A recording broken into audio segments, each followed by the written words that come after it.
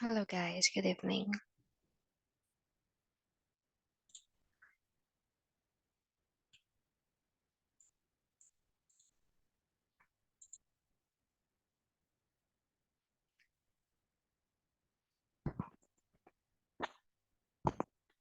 Hello, good evening.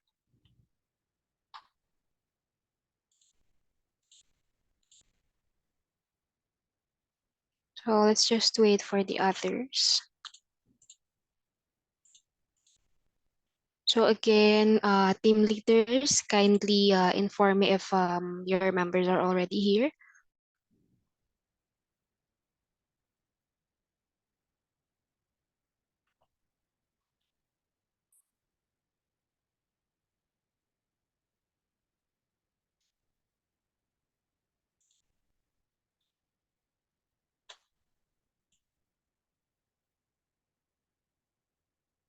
Team leaders, are you there already?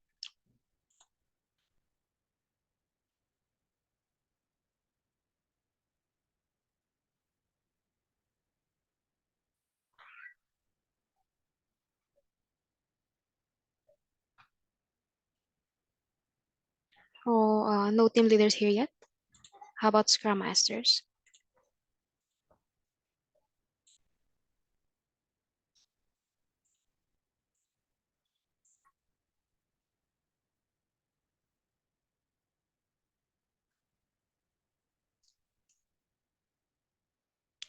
Hi, Florian. Kindly check your teammates if they're already here. Carissa, thank you for the update.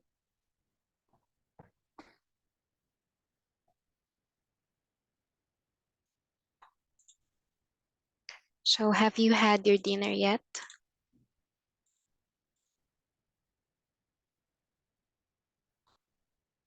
Yes. Okay.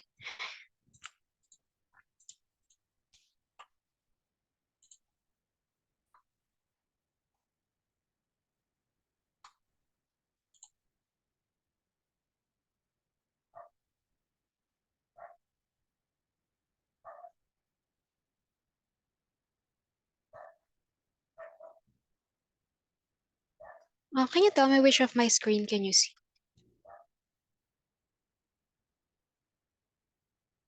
It says hello. We're starting soon. Okay, thank you.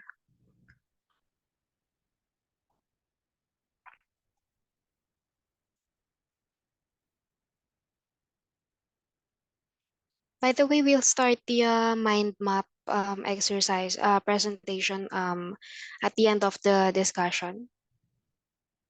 So we'll start with the discussion first, then we will proceed to the presentation.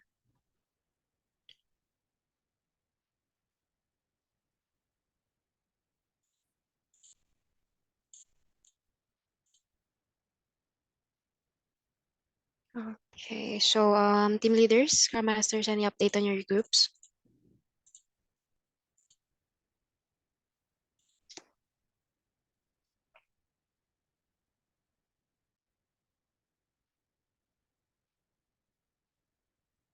Hello.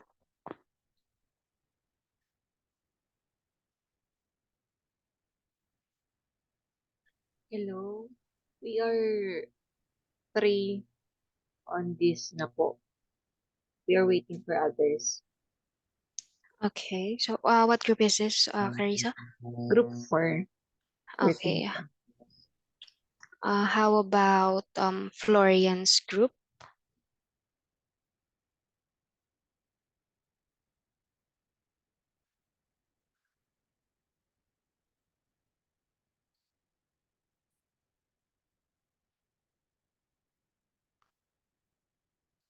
Team 3 checking. Okay, thank you, Alex.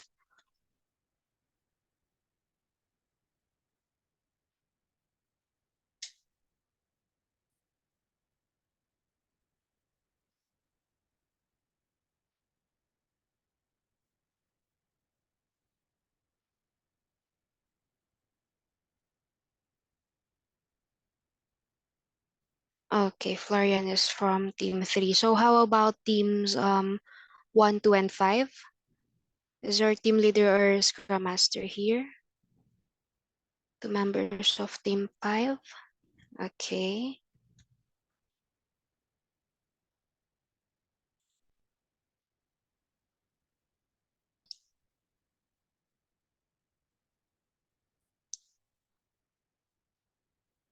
Carl, who will be who won't be here for tonight?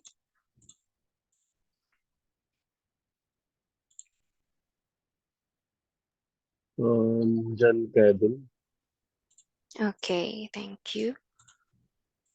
If your members aren't able to join the live session, kindly encourage them to watch the recording instead, so they would be able to catch up our lessons.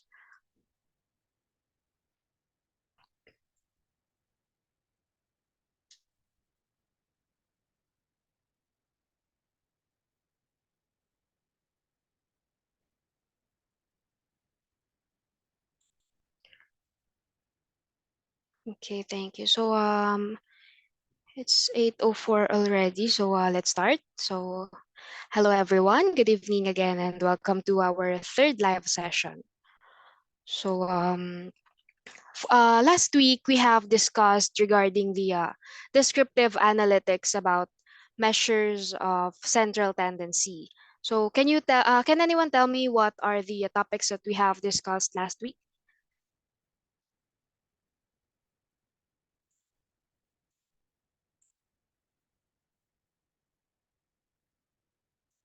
Hello? Can anyone tell me? What are the measures of central tendencies that we have discussed last week? Average, median, weighted average. Sorry, J. Marie. Can you please repeat? Average, median, weighted average, and mode. Okay, thank you. So anyone can tell me the difference between the mean, median, and mode?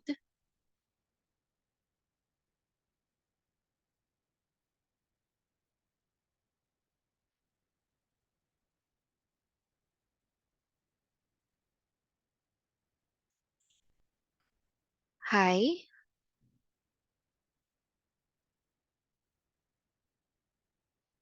No one's answering, so maybe I'll just call one of you. Paulo, can you tell me the difference between the mean, median, and the mode?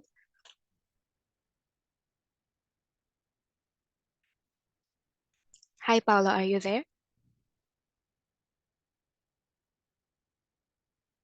Hello, sorry I was out last week and I'm still reviewing the recording. I apologize. Okay, that's okay. So maybe Giancarlo would would want to help. Hello. Hi. So for the mean, it's the sum of the digits divided by the total now total number of digits, while the median is the value in the middle, which divides the set into two equal parts, and then for the mode, it is the digit that occurs the most in the given set. Sorry, can you repeat the Amazon part? It's the value that divides the set into two equal parts. So it's the middle value. Okay. So thank you. So Wynard, um, when do we use the mean? Hello, can you hear me, ma'am? Hello. Yes, I can. Right. So we use the mean to calculate the average value of the set of data. Um, um, in what circumstances do we use the mean? In what circumstances is it ideal to use the mean? Um, like it provides like a central tendency that will Mhm. I don't know the term like representative value for the set of data. Okay, so thank you. How about the others? Can you give me an insight when it is ideal to use the mean? Can I try, Christine? Okay, sure.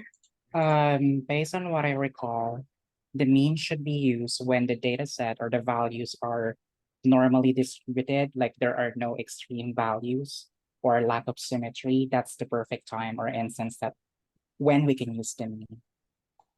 Okay, thank you. So yeah, that's exactly what circumstance where we can where it is ideal to use the mean. How about the median? When it is ideal to use the median?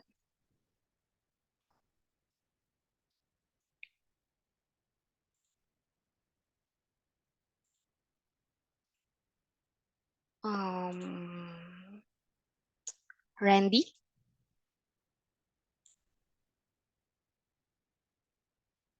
Hi, Randy. Hello, sorry, can you repeat the question again? When it is ideal to use the median?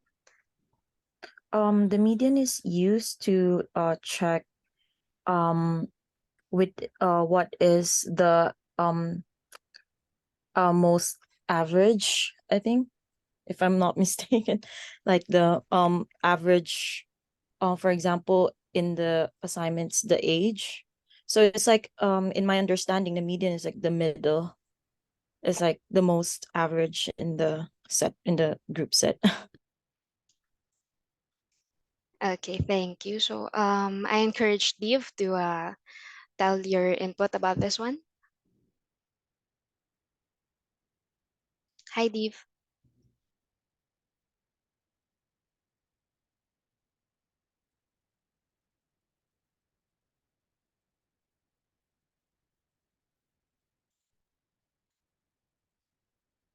Hello, Dev. Are you there?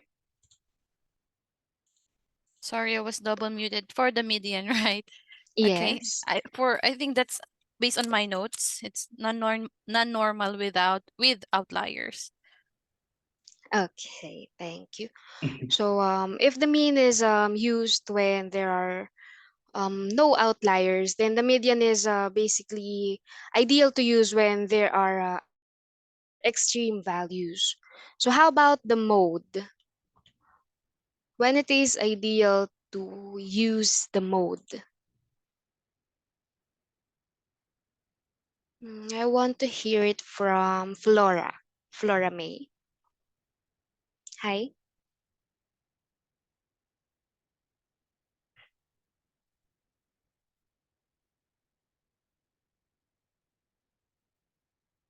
Hi, Flora May. Are you there?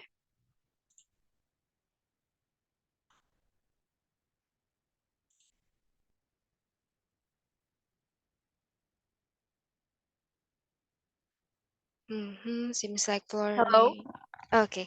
Hi. Hello, good evening. Sorry, I'm at work actually. I'm sorry about that. Ay, okay lang po. Pagkakaintindi ko po sa mode is yung mga values na palagi lang nag-appear. So, Yes. So it is ideal to use the mode if we want to know the data that is the most used on your data set. Okay. So moving on. So today we'll be discussing about the measures of variability. So in here we have first is the range. Sorry. For the range, it is the difference between the highest and the lowest value of your data set. So it's yeah, just basically the difference between your highest and lowest value. So the last time we discussed about the maximum and minimum values and how to get them on Google Sheets. So those are the data that we would require in getting the range. Another one is the percentiles. So the percentile in statistics, it is a term that describes how a score compares to other scores from the same set. It is commonly expressed as the percentage values in a set of data scores. So we have discussed also this one last time. So the percentile is basically the percentage that you want in your data. So in here, the value of percentile p is the p% of the population that is lower or equal to it. So for example, we want to get the p of 80. So it covers the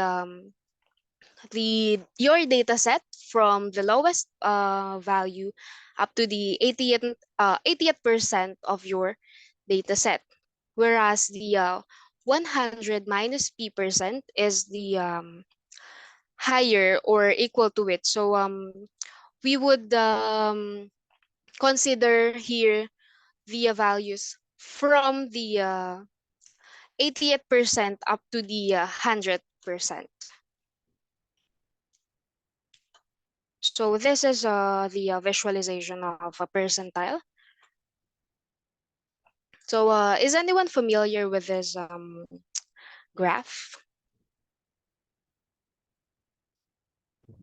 Gaussian curve. So what do these imply?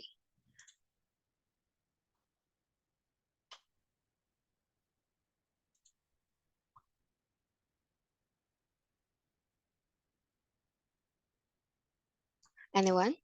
What does a bell curve imply?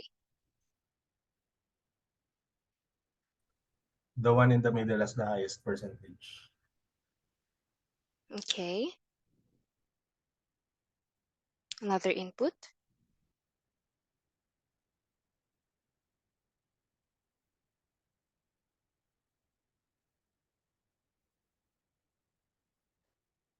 Hello, anyone?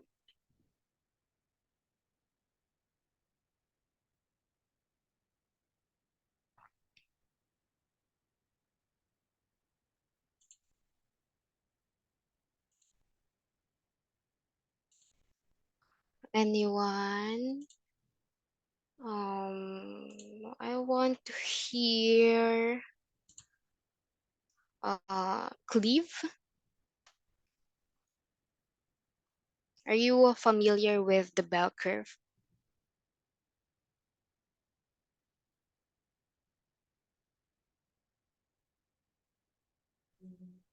Hello, ma'am. Hi, Cleve. Are you familiar with the bell curve? Not, but as with this graph, I think it's the middle one is the highest peak, Mm-hmm. high peak, highest peak.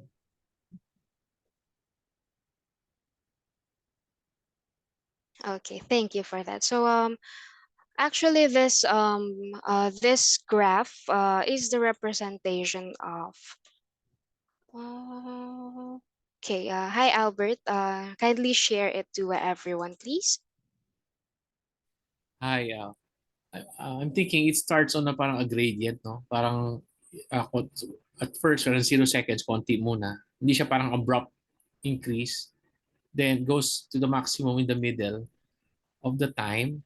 Parang ganon. So like, just sa 3 seconds, no? Parang, dito, at this, di ba yung middle niya, yung maximum peak. When it reaches the maximum peak, then it goes down gradiently, no, dahan-dahan, up to the parang 3 seconds, double nung middle, double nung 1.5 seconds. So 3 seconds. 10% lang yung parang visitors. Parang gano'n. Okay. This actually represent the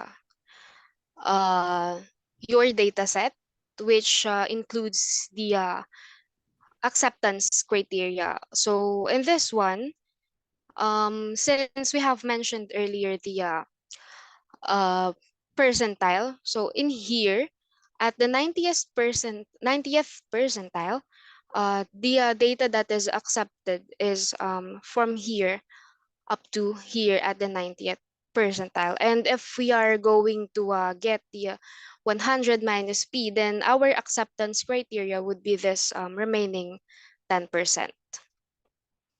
Okay.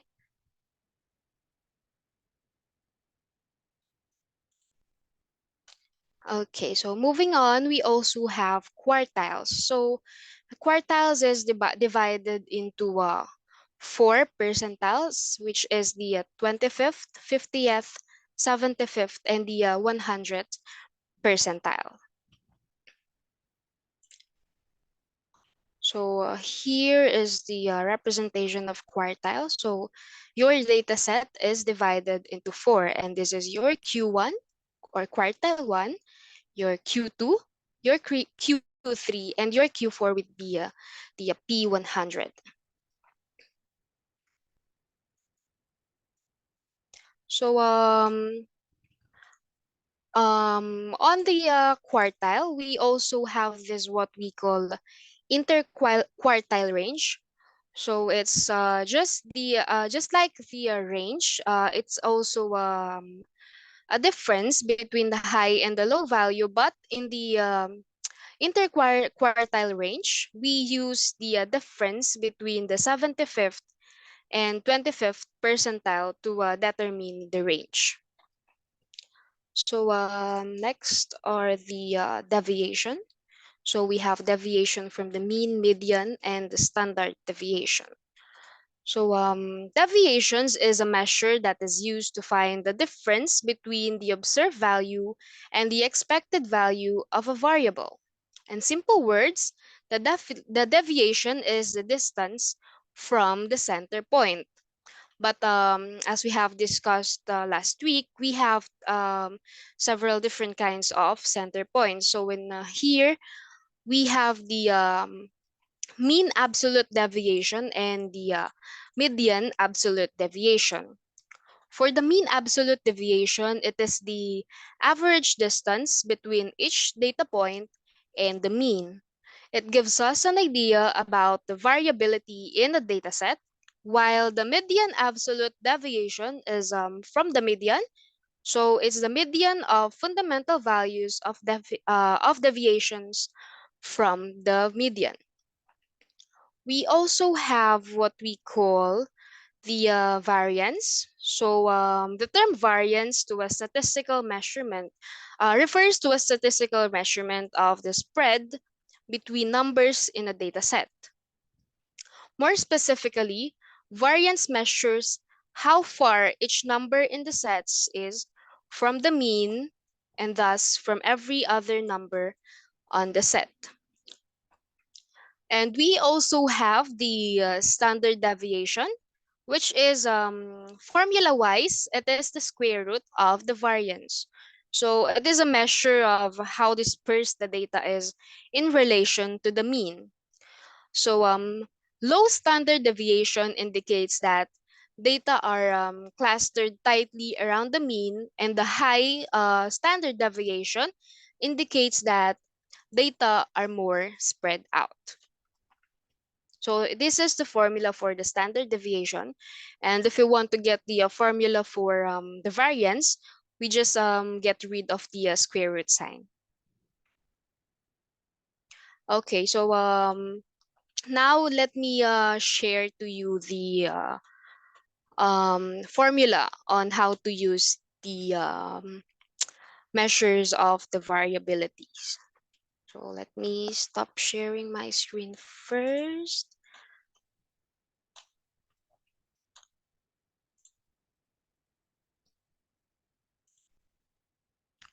Just find the sample data for a while.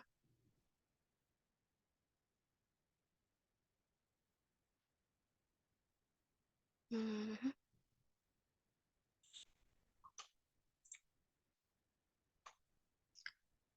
Sample exercise.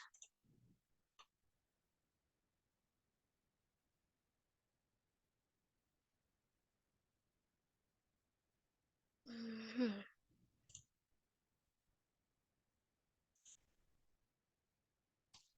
This one. Sorry about this. Oh no. All right. I'm in the wrong side.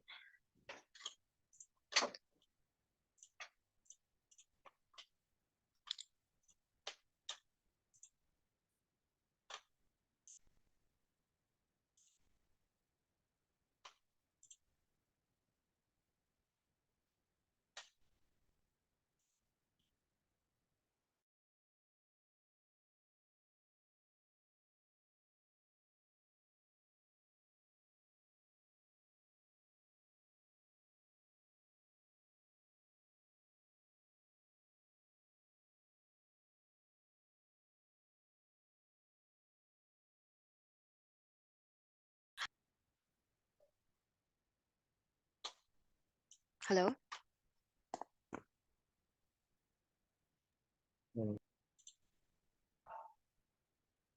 Can you tell me what can you see on my screen now? Google Sheets. Okay. So so for here we will be recalling the measures of central tendency from last week and proceed with doing the estimates of variability. So I have this same data set from last time. So if you want to like follow, you can, since you already have my data. So I just want to clarify also the problem encountered during the calculation of the weighted mean. So let's start first with mean.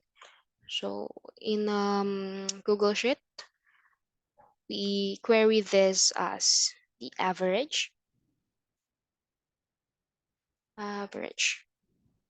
So we'll get the average age of our sample. So this is our mean. And then for the weighted mean, I will get the average that weighted. The mean of their grades and subject. So there. So remember last time that we have encountered an error in here.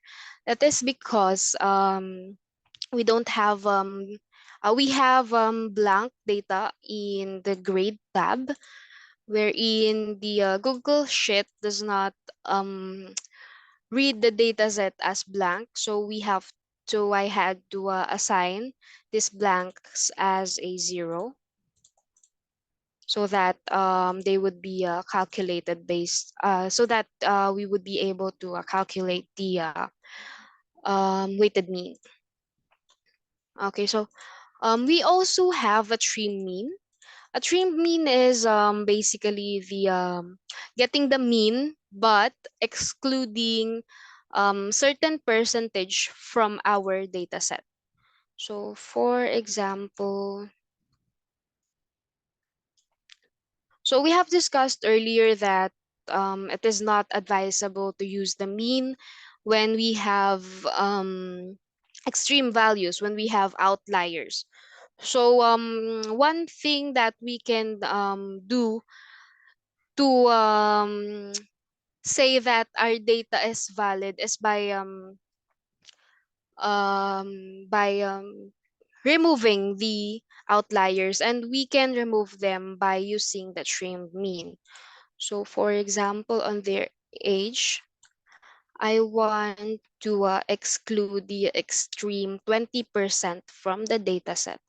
So it would be the new value of the mean. So if we would compare it to the mean, it has difference, and it would differ as we increase the percentage of the percentage that we want to trim from our data set.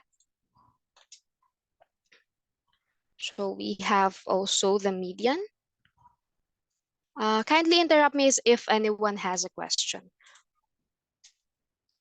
So the median for the age is 10.5. Then we also have the median. So someone asked about this weighted median because he told the mentor Angel that the LMS was quite confusing. But here we would what do you call this? Clarify that the weighted median must be calculated using the division of your data set and their weight. So for example, we will get the weighted median of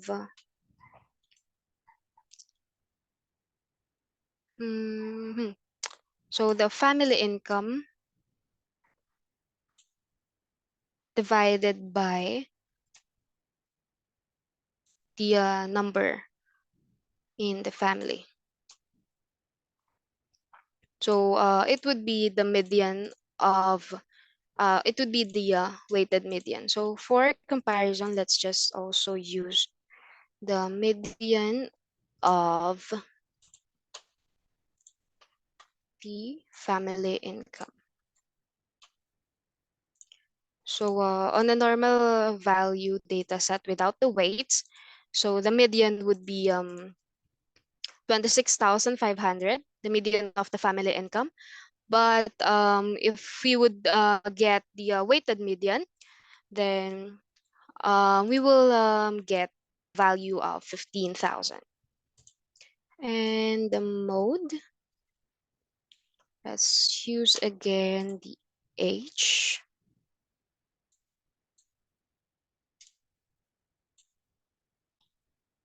So for the ages, it is the 9 that is the most used value on your on our data set. So any questions regarding our measures of central tendencies?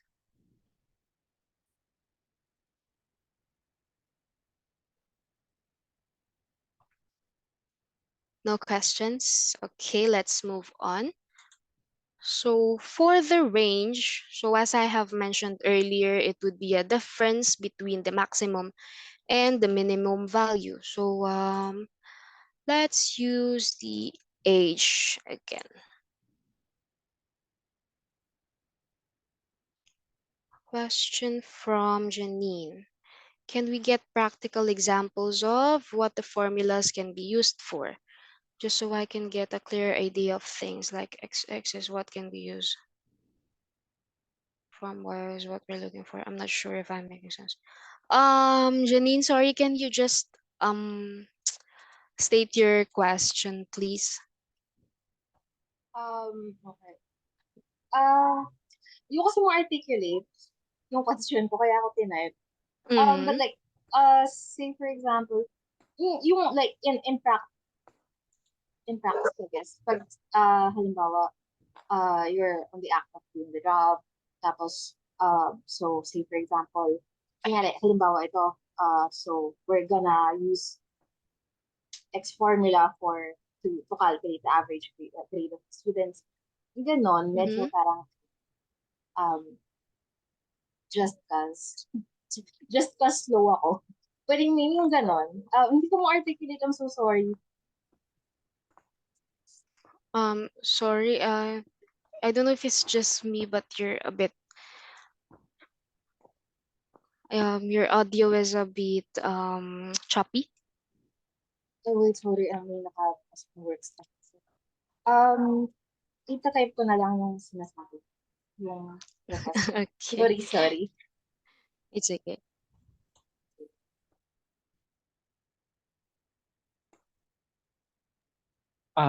maybe to supplement yung question ni Jenny, Christine, just want to ask, Mm-hmm. dun sa mga formulas for the results that we have gotten out of these data, can you help us like paint a picture, maybe build Mm-hmm. some sort of insights? What do we derive out of these numbers? What does that entail? And what does that mean for us?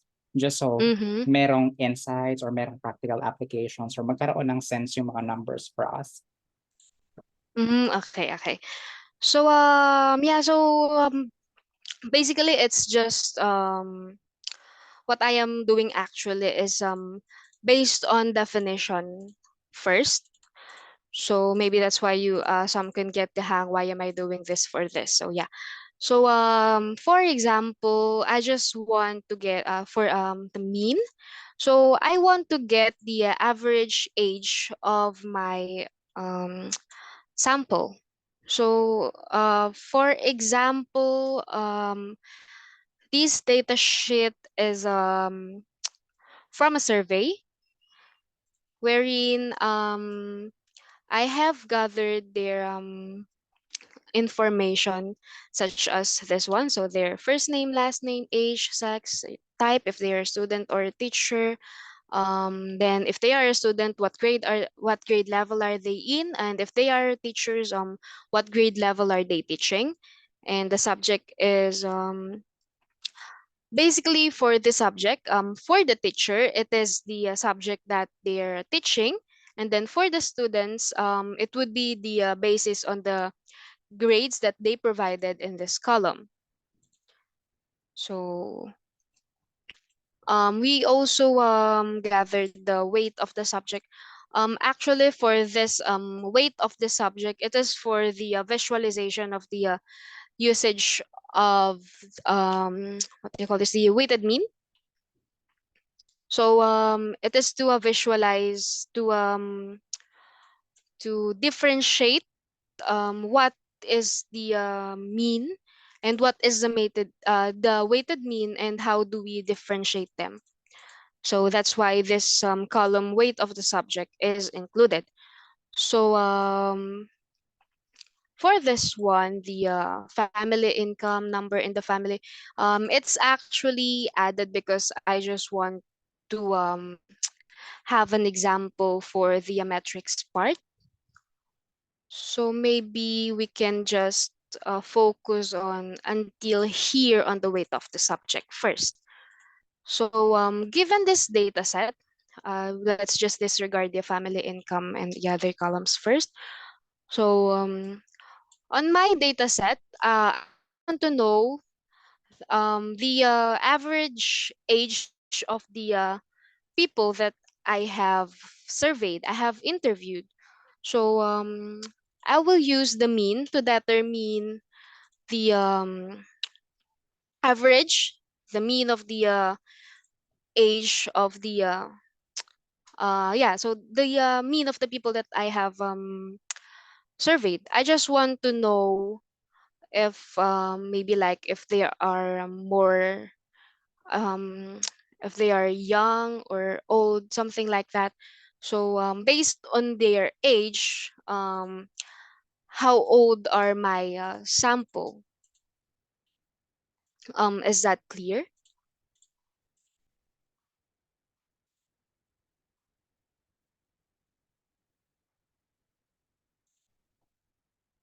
Okay, thank you, Albert. So and for the average, okay, for comparison, maybe I'll just also use here the grades instead of the ages. So if I will be getting the average of the grades, I will be getting 55.5625. So in comparison with the average, the weighted mean, so in here we just gathered the data as they are.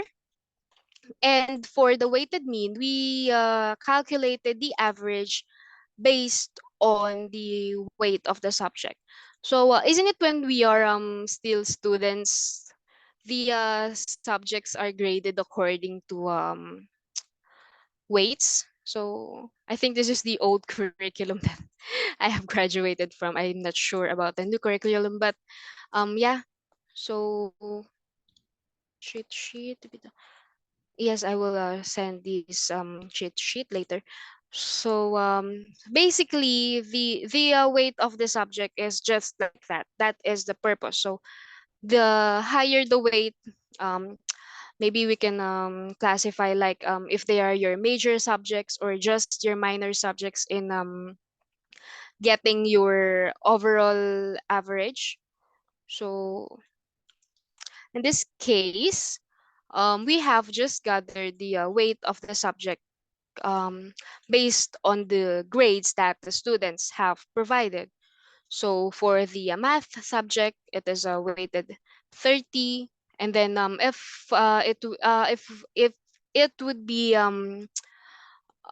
translated into the academic curriculum, it's like mathematics if is 30% of your overall grades. It's like that, right? But in here we are not getting the average weight of a single student. That's why they are scattered into this weight, because they are per subject.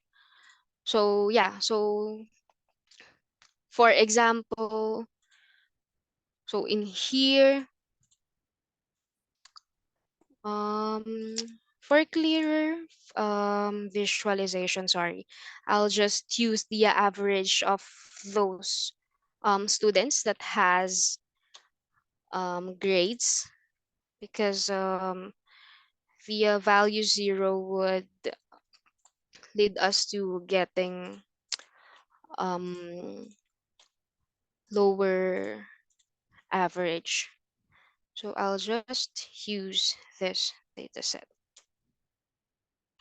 So if we would be getting the mean of the students based on their performance, for example, so these students got an average of a 74. And then if we would be getting the weights, because it's actually not realistic to get an average of 50 plus in school. So yeah, let's just to visualize it the more in a more realistic manner.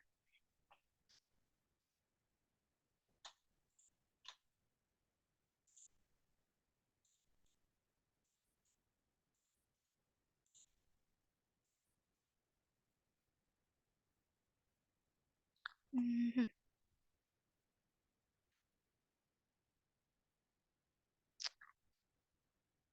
Let's-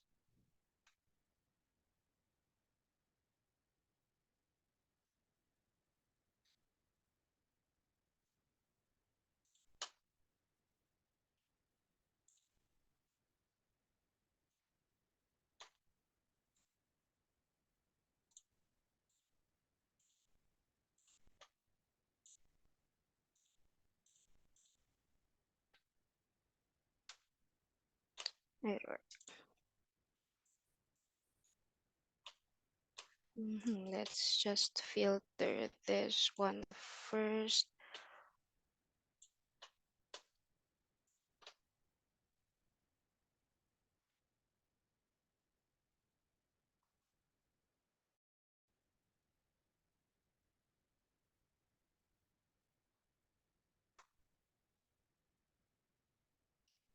Mhm.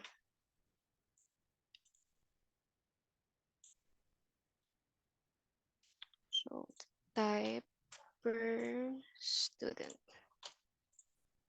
there.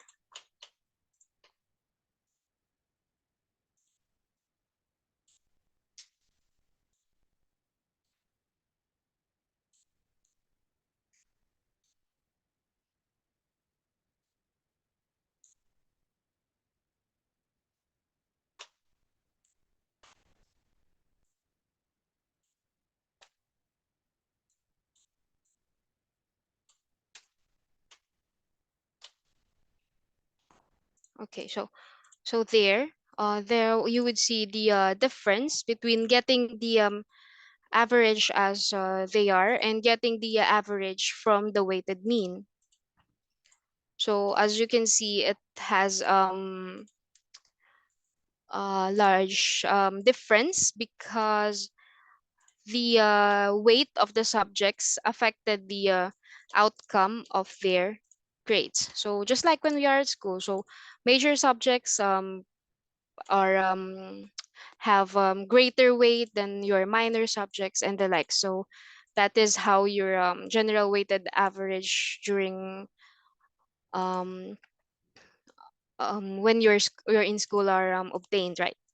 So that's also the idea of getting the mean and the weighted mean. So if we, hi JM. Yeah, Christine, I just want to ask, curious though, if there's a way that we can maneuver this formula for the Mm-hmm. average, for what do we call that, weighted mean. Let's just Mm-hmm. set a sample. This is just a hypothetical question. Say that we're working on a very huge volume of data, Mm-hmm. filtering your data set to students to teacher might be a little tedious. Can you go back to data tab? Mm-hmm. And is there a way that we can find the weighted mean or condition the Mm-hmm. formula that it only reads the student's data on column H or column I or whichever columns? Is there a way that we get to do that? That way we can avoid being counterproductive. I'm not sure if there's one existing yet. So you mean without without using the Yeah, filter data? without doing the filter. Let's just say you're working on thousands or 3,000s or millions of Mm-hmm. data. Doing the filter will be an absolute mess if you had to figure out the weighted mean, you have to scroll down from top to bottom and then um, highlight the cells. Is there a formula existing that may potentially read the the data set for students or for teachers or for whichever audience that you're trying to get? Mm-hmm. So okay, so we'll try the different logics that we have already discussed. Okay, so let's say, yeah, let's use if um just the type. Mhm.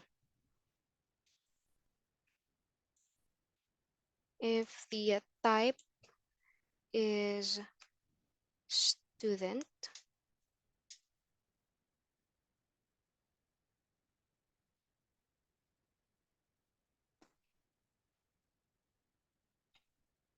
then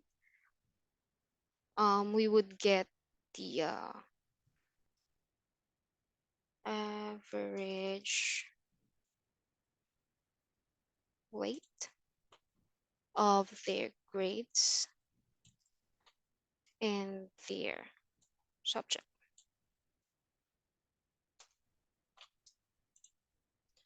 It got okay. Hmm.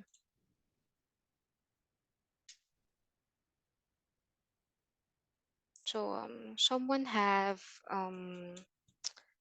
they call this suggested a formula. So let's try, but I'll still work on the sum product of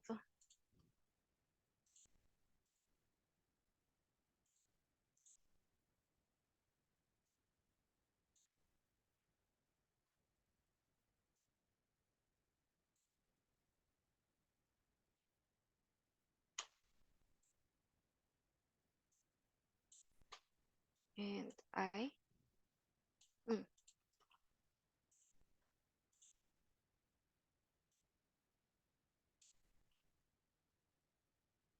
I mhm. Sorry about that.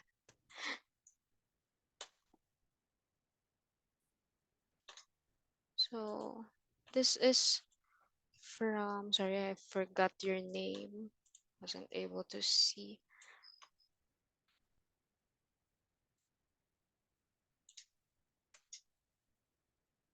So this is from the suggestion of John Ed. So if we would compare, so yeah, it was the same, but we can also use this formula. I just maybe typed an error in here.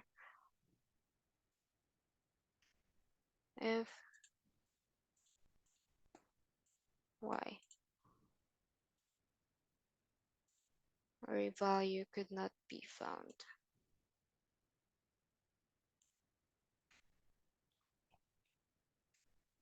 It should also work. So for a while, just f is student,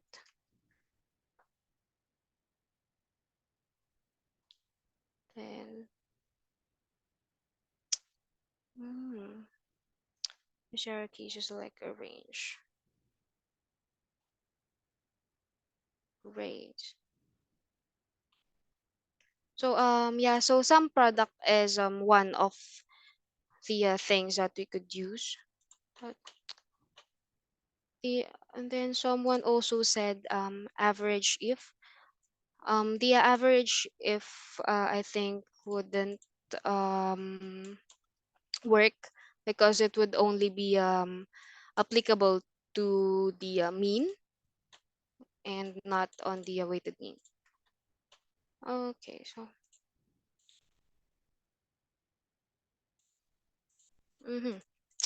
doesn't want to show me the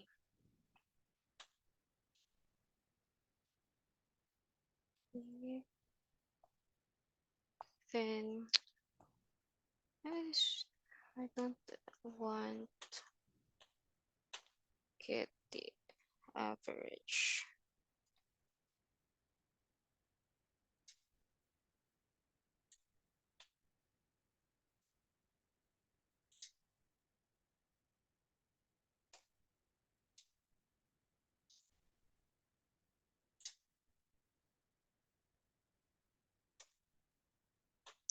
Hmm.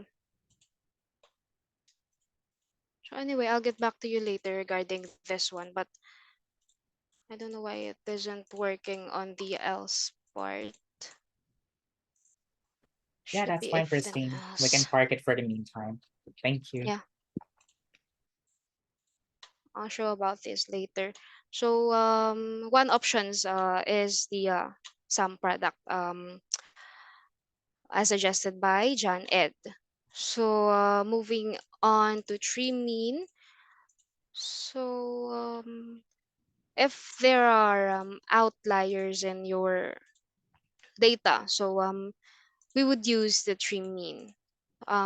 Checking for outliers. So one way to check for outliers is by using a scatter plot. So for example, let's use the family income versus the expenses. So assuming I'm using this data sheet to just get to compare the family income versus the expenses. So here we would find these scatter chart, and based on the scatter chart we will then identify the extreme values. So for example, in this case we have this one here. We have a value in here that is far from the values from the pattern in here. So this is what we would consider as the outlier. So it's one effective way to um, identify your extreme values. So it could also like suggest how much do you have to remove from your data set, so your data set wouldn't be biased by your outliers. And then the median. So I just want to know the median of their grades. So we will use the median, their grades.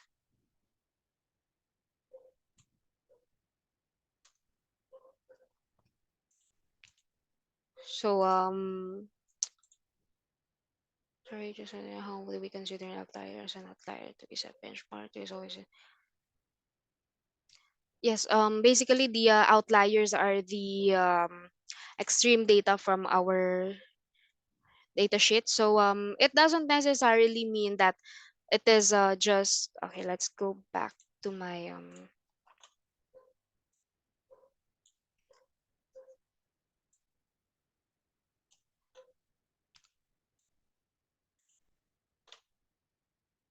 So here, an outlier doesn't necessarily mean that it is just from the start or from the end. It can also be something that is like on the higher. It's literally the one that is like far from your normal values. So for example, the normal values we have is only here, assuming we don't have this three data in here. So we would also consider this point as an outlier because it's far from our normal data set. It is like it destroys the pattern of your data set, assuming that you have a linear pattern of a data set. So they are in a straight line like this, and then in the middle you have like one data in this point that destroyed your data set. So it just like bang in this point and then continue the straight line. You can also consider that as your outlier. So having said that, the tree mean is only used if your data set, if the outlier from your data set arranged from highest to lowest is like too too far from the smallest or too far from the highest data.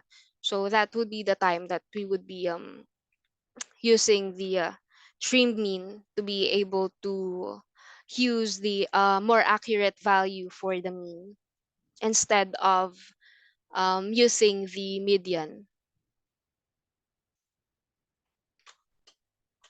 Was I able to answer your question, JM? Yeah, thank you, Christine. Okay. So for the weighted median, so unlike in average mean, we multiply the values from the weights. So in here, we would instead divide the values from their weights. So I'll just use this certain data set. So for the family income and the number in the family. So we want to get their family income, but we don't want to like how do I say this? Um, the term. So for example, we want to identify their family income, but since they have different numbers in the family, we would like get their family income based on how many are they in the family. It's just not like the whole family as a whole. So we would divide the family income from their number of family to get their like average income. So it would be like their income individually as a family. So we would divide the family income from their number of family, which would be their weight, and then we will arrange the outcome from lowest to highest, and the one in the middle would be the median, the weighted median. Is it clear on that part?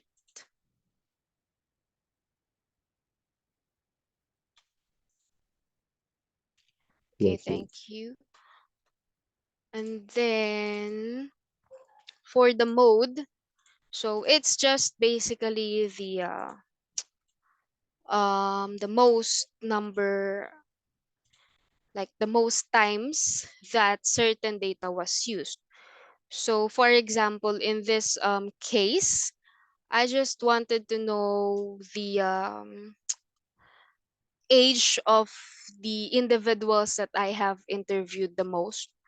So I had interviewed mostly nine 9 years old. So that is the concept of the mode. So is everything clear from the measures of central tendencies?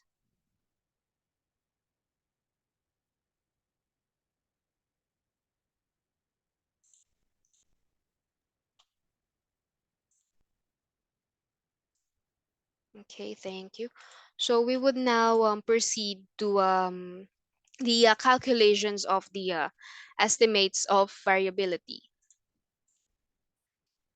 So first is the range. So as I have mentioned earlier, the range is basically the difference of the maximum and the minimum values. So I want to get the range of the let's use this one, the family income. So I'll just query here.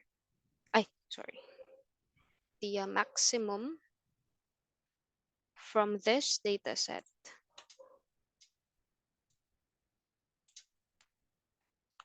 minus the minimum from the same dataset. And that would be the range of the family income. And then, based on their family income, I would like to get the quartile from Q1 to Q4. So I'll just use equals quartile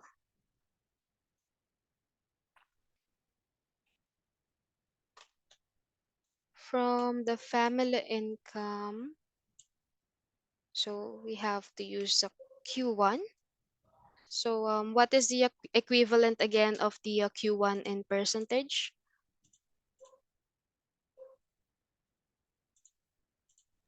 $25. Okay, thank you. So then we would get the Q2 to Q4. So we'll just use these values, the 1 for Q1 or the 25th percentile, the 2 for the Q2, the 3 for Q3, and 4 for Q4. So this is the 25th percentile, 50th, 75th, and 100th percentile. And then we also have the interquartile range. So it's basically just the range, but it is the difference from the Q3 and Q1. So I'll just get this based on here. So the Q3 minus Q1. So this is the interquartile range. Then the percentile. So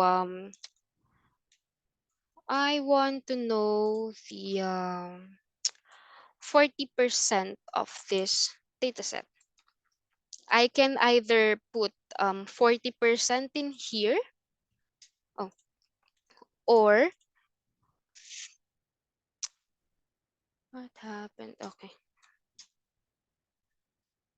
didn't put the percentile equals percentile of this dataset, and then using 40%, or I could just simply use 0.4 as a representation of the 40%. So it would lead to the same value.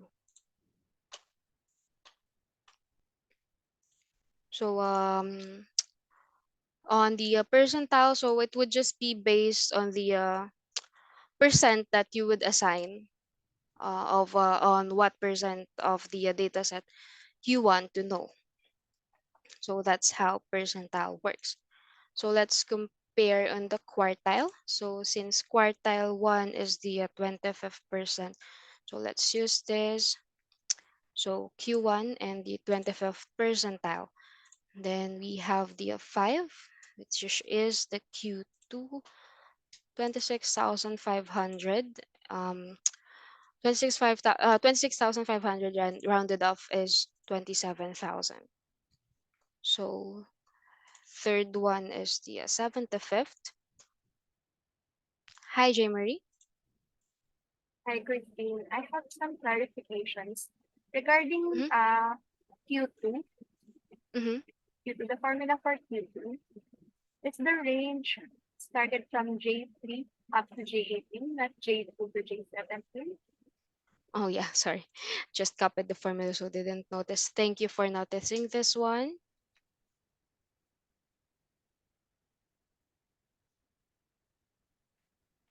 So it also adjusted on the other values.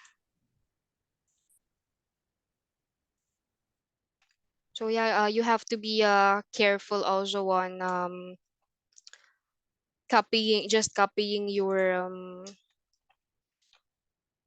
what do you call this formula, because it leads to this. So if you want to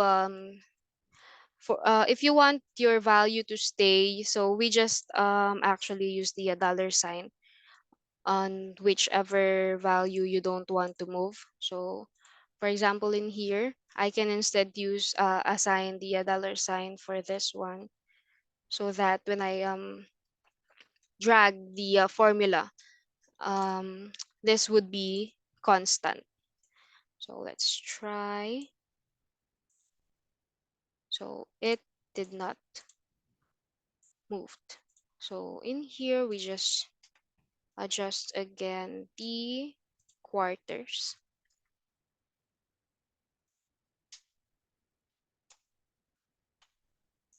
Okay, so now it's equal to this value. So the 75th percentile and the Q3, and the last one would be the 100th percent. It's one. So it's the 100th percentile. So as mentioned earlier, this 100 minus p would just be the reverse of your percentile. So next is the variance. So what is the variance again? Sorry, anyone?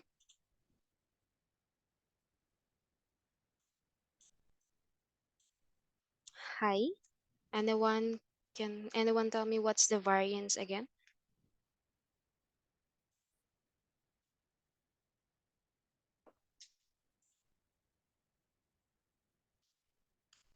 Aside from being the square of the standard deviation, what is how can we define the variance?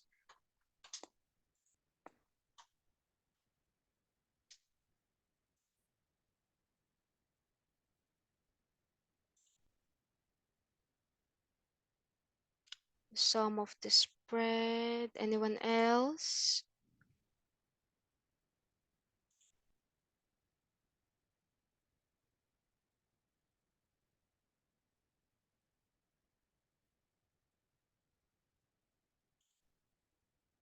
Sum of the square of the deviation divided by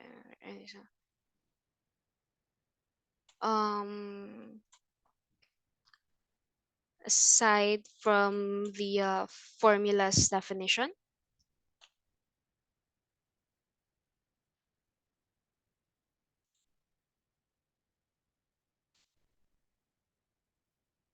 Okay, so the term variance refers to a statistical measurement of the spread between the numbers in a data set.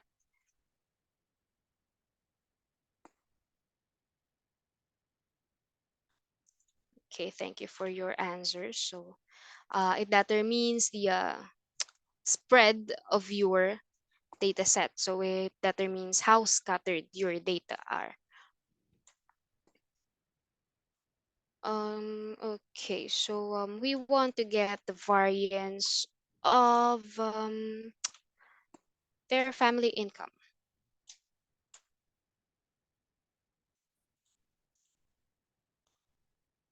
So can anyone tell me what does these variance and standard deviation imply?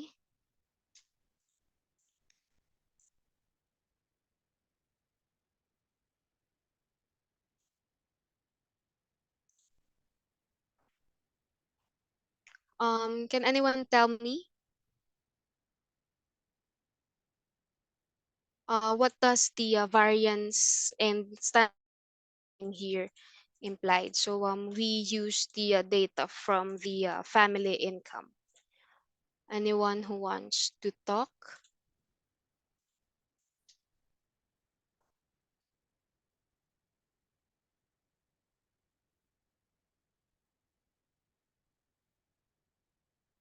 Hi.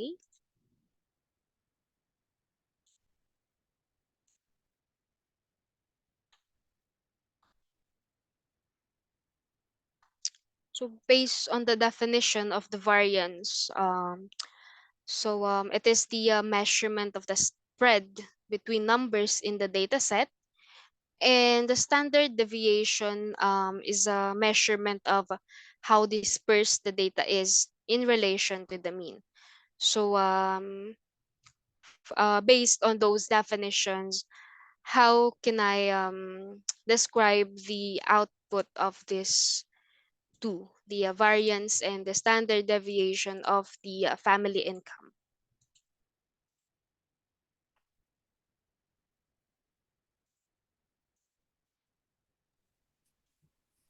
Even just the standard deviation, what do you think it implies? Because actually in statistics it is more likely that we define the data based on standard deviation rather than from the variance. So yeah, anyone can tell me what does this standard deviation of the family income implies? Wingman Chan.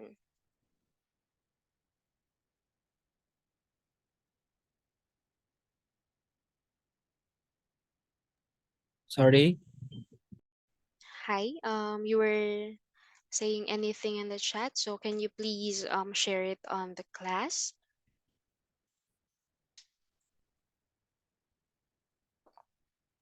Hindi, ano lang, understanding ko lang based sa sinabi mo. So, Mhm.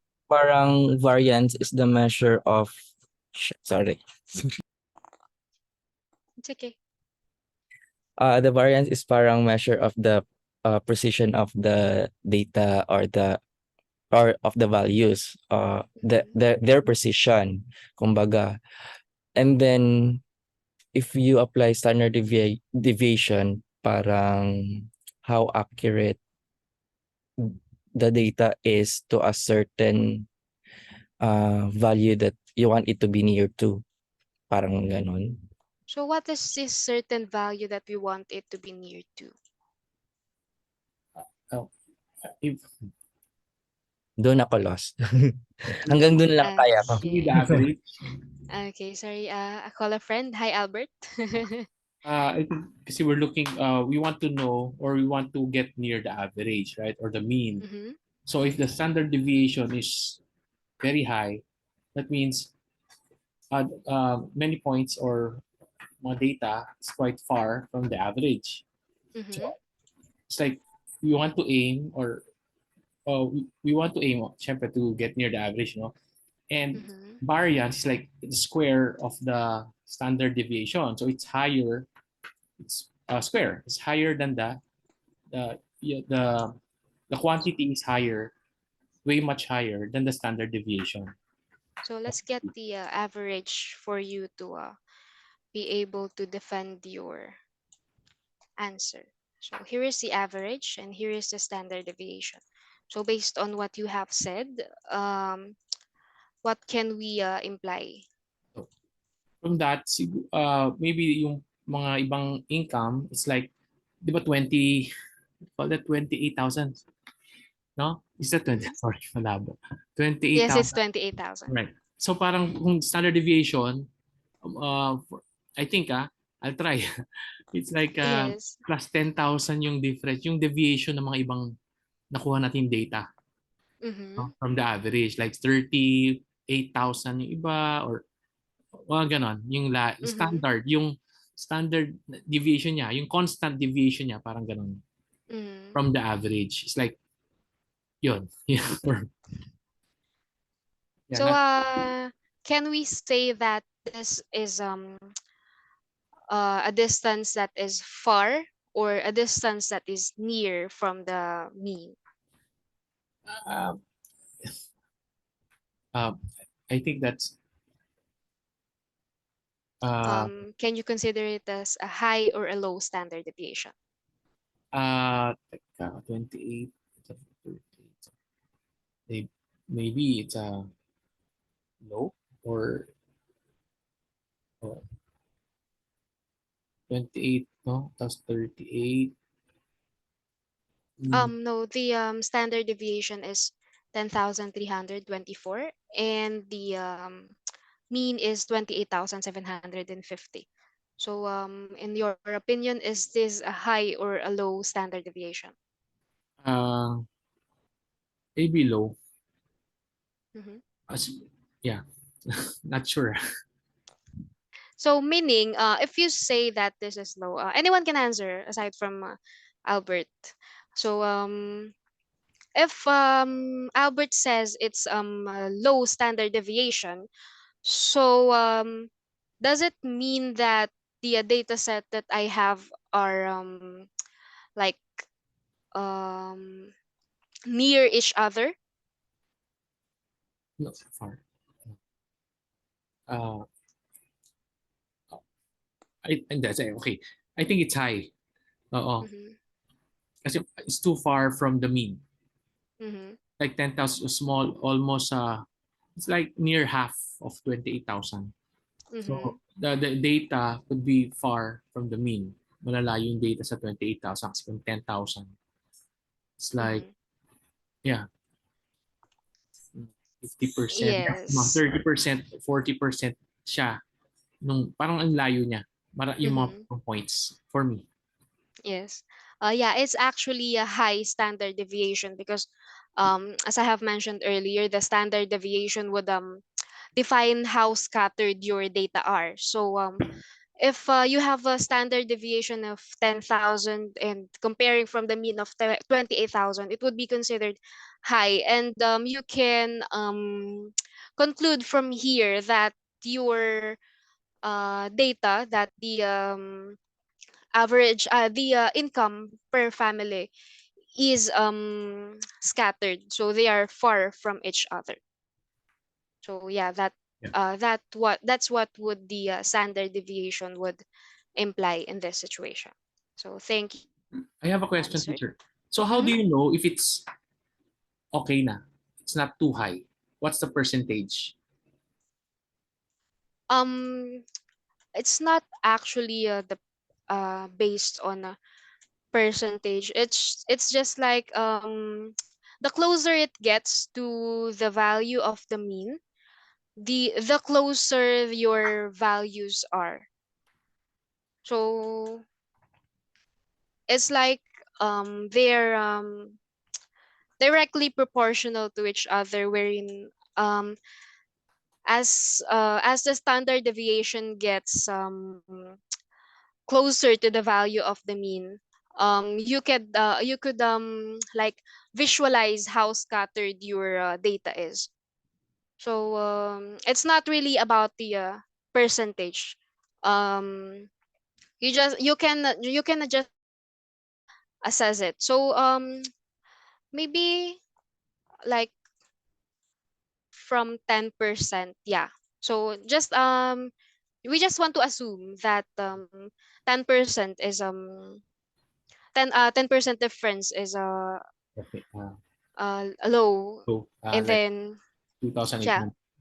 Mm-hmm. Okay. Please.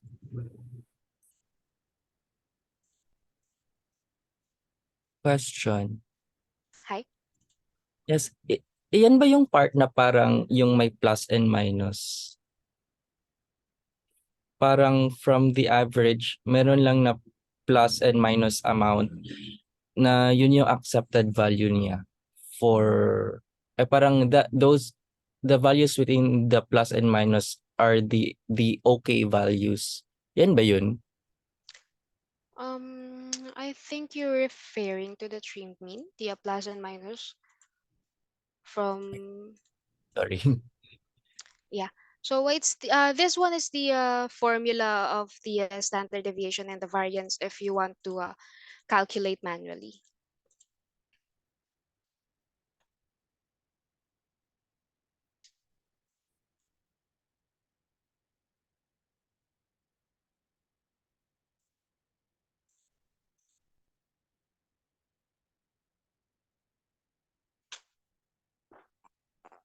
So any more questions?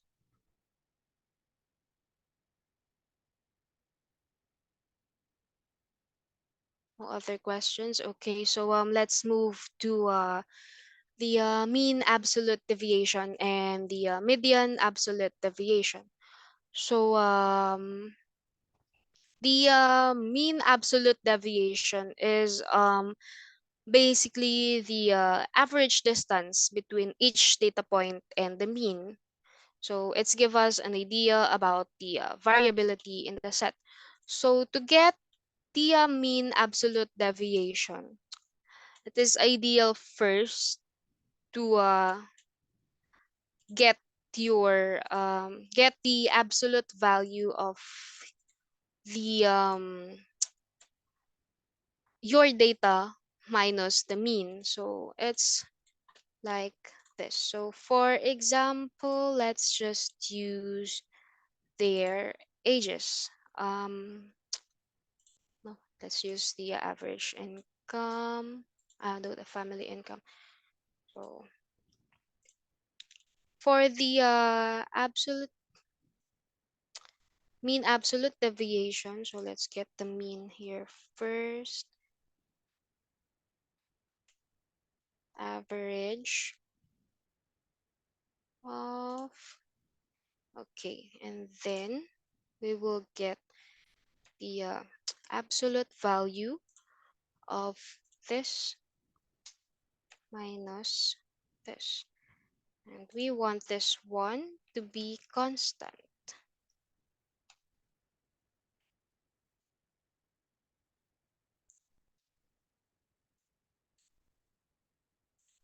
So the mean absolute value would be the mean of this of these absolute values basically. So it's the average. So this would be the mean absolute value, and then for the median absolute value, so we would instead use this formula, um, values, the absolute values of the your data minus the median. So if we want to get the median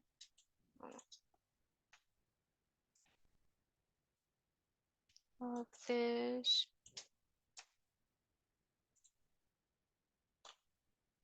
then we get their absolute value. So your data from your median. And then I would make this as a constant as well.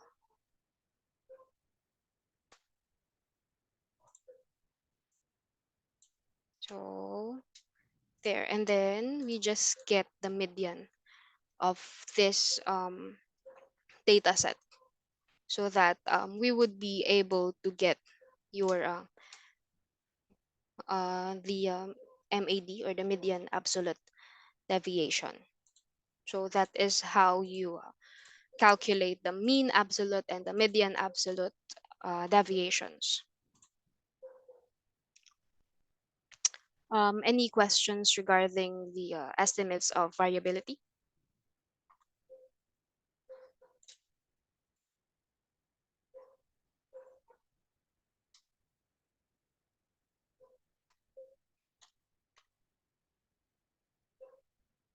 Anyone?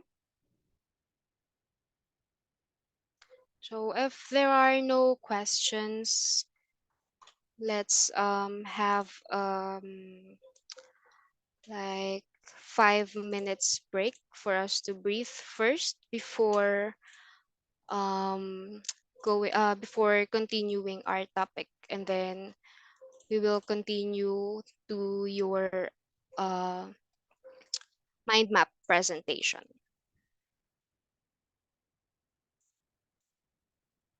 So let's all go back at exactly 9:30 p.m.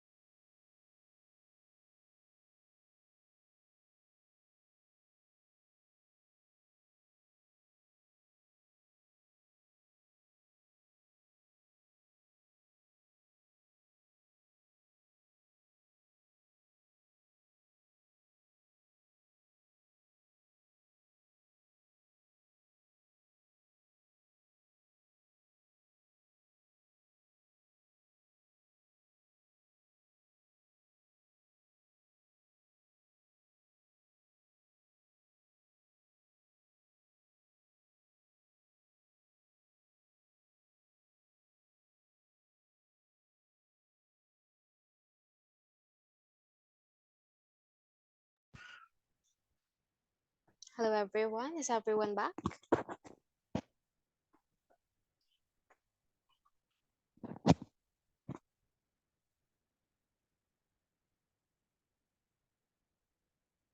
Hello?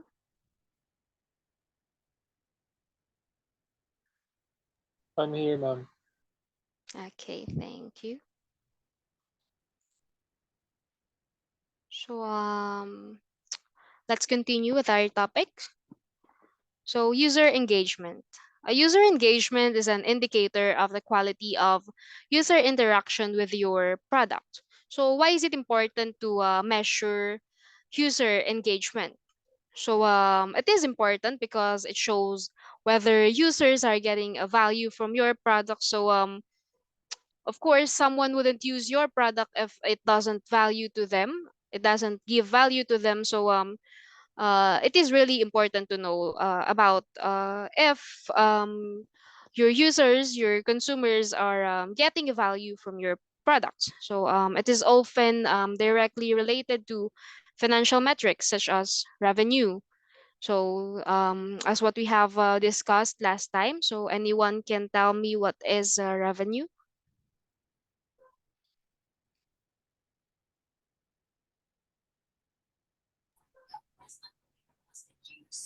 Yes. Okay, thank you, Albert. So yeah, so basically the revenue is the sum of all your sales.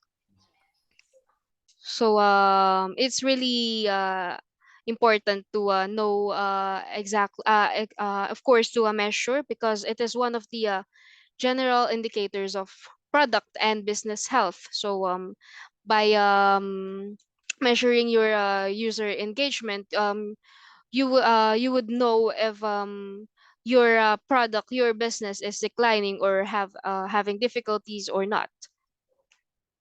So the engagement metrics. So for the engagement metrics, we have the DAU, WAU, and MAU, or the daily activity. So sorry, we have the daily active users, your weekly active users, and your monthly active users. So what is the activity? So we define these activity depending on your product is. So for example, on this example, we have an app. So what are the activities that we consider wherein your users get their value from? So first is by opening the app, logging into the website, liking the post, watching the video, learning in 15 minutes, sending a message. So these are the activities that we consider um, in measuring engagements. So the activity conditions should be the same for your DAU, WAU, and MAU. So here is an example of calculating DAU and WAU. So you have your for example, you have this 5 users. So it is the their records of their daily activities. So for example, you only considered opening the app. So this user X opened your app on day, for example, this is day one. So user one only opened on day one, and then your user two opened your app on your days two, three, four, five, six, and seventh day, and so on. So that is how you will measure the daily activity. And then for the weekly, of course, we will consider the weeks, and for the monthly, we will consider the months. So stickiness. So stickiness is the ratio of DAU over WAU, WAU over MAU, and WAU over MAU. So it is the average of active users from day to weeks to months. So in this one, I would like us to have an activity next meeting regarding this. So the visualization will be showed next week, because I would want us to have a short group activity. So if anyone in here doesn't have a group yet, kindly approach me or Miss Rhea. So now, before the demonstration of the homework, I would like to give the floor to you guys for the activity on your mind map. So for the presentation. So let us all prepare, and I will now give the floor to Team 1 to start sharing your screen and start your presentation. Sure, Christine. Let me just change my audio. Spare Okay. me a moment.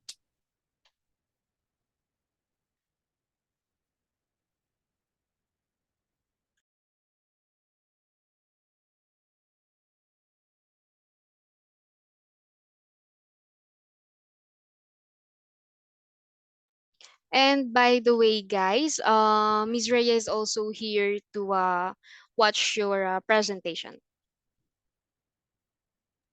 All right, Christine and team, do you hear me loud and clear? Yes. Hello, good evening. Andito ako. I'm here, guys. Give me a quick moment. Okay, let's just have a quick presentation per team. Okay, so basically, what we want to know from this activity is how you worked as a team. All right, so you'll just share with us what are the difficulties you encountered while doing this activity, and then how did you overcome that difficulty, and of course, to finalize, to summarize it all, what did you learn from this experience? So short presentation lang po from each team. Thank you. Thanks, Raya. Team, do you hear me loud and clear? I just changed my audio. Yes. Perfect. Perfect. Thank you. Yeah, quick. Can you remove the option, Christine, to share screen for host only? I believe you're the only one who can share screen at the moment. I can't share screen. It's disabled. Sorry for a while. Yeah, you can make me as a co-host. That way I can share my Okay. screen. Or you Can can you choose share? multiple participants can share the screen. Okay, very well. All right, team, may I have a word if you all can see my screen? Yes. All right. Okay.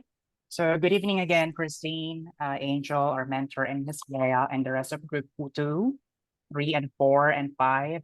Let me formally introduce myself again. This is JM, and I am representing group 1 for our consolidated takeaways on our recent mind mapping activity. And I promise that this will not take long, as we only have very few items to go over. First is the quick show of our mind mapping material and the answers that we have on the following 5 questions, namely the difficulties we encountered while working on our homework, how we work our way around them, what we have gotten out of that experience. And so without further ado, let me give you a quick glance of the material that we put together as a team. There. Here it is. Don't be surprised. I know it's very small. I tried my hardest to compress them in one page, but this is the most decent that I got so far. So let me share you the link instead for your clear visibility. Give me a quick moment here.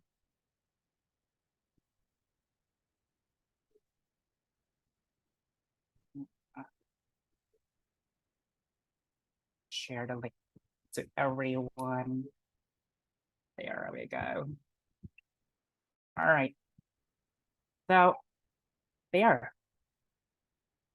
Team, I know everyone agrees that this material speaks volumes to us, especially that we used to work on different tasks, analyze our priorities without compromising each of them. Just want to be clear on this. I will not go over on each chapters because we're also pressed by time. But what I'm happy to share with you tonight are the hurdles that we went through together while building our material. Can you guys confirm if my screen is still visible? Yes. Yeah. Yep. All right, thank you. So here it is, team. I know that these scenarios and this slide might have been one of those that you hurdled within your very own group. On the first 3 days that we clustered our group together, we took our time identifying our team leader and scrum master. I'd say that we were hesitating on who would initiate and what expectations should be shouldered by them. Also, we had challenges in having our tasks distributed, not because everyone is present in our touch-based sessions, but that's understandable because each of us had work commitments and side hustles.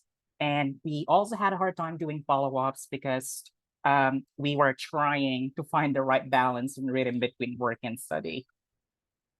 We also took some time in getting ourselves accustomed with new technologies, tools, and platforms. Evidently, not all of us here are tech savvy or had IT experience at all. Lastly, we went through a series of time adjustment. I know you guys did that too, as you might have experienced in the past. As I have said earlier, many of us are working while studying, and so finding the right study and work patterns have been difficult for many of us. But the question is, what did we do, or what have we figured out to work our way around these hurdles? Let me flip over to the next slide to share with you our best practices and the things that we've figured out so far together. Okay, so I know that you may already be doing, but just so you know, team, we're still holding meetings just to do pulse checks among our team members to ensure that everyone is across or on the same page. We tend to allocate tasks every week. We determine who owns which task while keeping the record of all our correspondence. Oh, I'm running out of battery. Give me a quick moment here, team.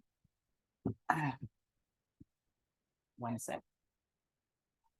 I need to charge, otherwise my computer will die.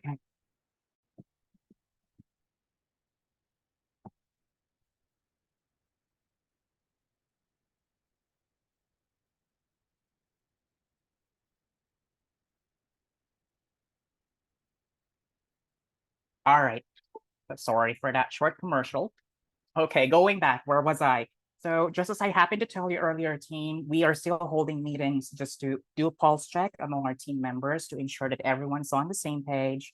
We allocate our tasks, we determine who owns which task, and keeping all records of our correspondence and meeting. And I wanted to do a big shout out to J. Marie Magpantay, Jem, who started out our touch-based doc as a reference for our weekly and daily tasks. A shout out as well to Cheska, our Scrum Master, for building a dashboard to monitor our training attendance and task completion. Let me share or unshare my screen and tell you what I am actually referring to. So here it is, team. Cheska and Jem created a working doc for all of us. So this is our touch-based doc. This is where we gather and consolidate all the task endorsement that we have for the week and all the talking points that we have on each of our touch-based sessions. We were recording them. We secured to have a copy for those who might not be able to attend, and we get to keep the traction of our activities. And this is what we're using to identify who is our outlier, who needs help or needs assistance on the compliance and items for completion. Let me stop sharing. Let me go back. Here we go. So there, team, there you all have seen our task endorsement and completion. So all members, just so you know, are encouraged to be proactive in terms of telling us their challenges. That way we could get to find our plan B or contingency plans, just in case that somebody gets to fall behind the deadline or a task needs to be endorsed to whomever. Gentle and consistent follow-ups are also set in place just so we can reinforce our completion. And one last, we're doing a layout of our tasks every week just to give us the visibility of our task completion and identify any outliers who needs of assistance. So basically, team, that's our team cadence that we implement within our group. Not that I'm sure if you have one, but that's something noteworthy or worth emulating as well, just in case you don't have that yet. And moving on to our last slide, the learning experience that we got out of this activity. Okay. Now, before we end this team, let me show you our takeaways. First, we once again had an experience on how to skim through a very long content. I'm pretty sure you will all agree that it's not a short material. We also realized how to set like different level of priorities, especially on high level items. And we also understood proper execution of efficiency and productivity. We also learned to be resourceful, like pick up and validate information from different sources just to increase our speed to proficiency, because not everything is taught in the classroom environment. Third, we appreciated the value of continuous learning and self-improvement on both individual and team level. We're just so glad that our group is a mixture of experts from different fields, and we get a chance to share our best practices to each other. Fourth, we also understood the importance of open communication and collaboration. And one last is empathy and teamwork. This we realized that we needed the most, especially that many of us are tossing different errands, engaged in several ad hocs from workplaces, family, business, and things of that nature.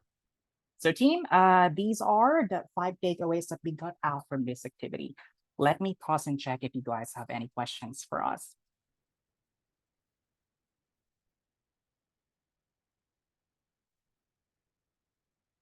Okay. Doesn't seem like anyone has questions at all. So I'm officially handing this off to the next group, to Rhea, Angel, or Christine. Thank you, team. Thank you, Sir JM. Wow, that was a nice presentation. I hope team 2, 3, 4, and 5 are not, ano ha? We're not pressured. Sana hindi kayo ma-pressure, guys. Good job, Sir JM. And it's very well said. And I actually understand everything, all the difficulties that you have in your team. And I'm happy that somehow you learned how to turn around, how to make turnarounds, how to make this happen, na ma-finish nyo yung activity nyo. Yan. So good job, Team 1. So we will have more activities like this with our homework and as we progress sa ating course. So yeah, just keep on working together with your teammates. Okay, so let's go. Number 2. Catriona, the standard was set so high for Team 1. Next time, we will spin the wheel. We'll go first. Okay, now let's go to the second team, guys.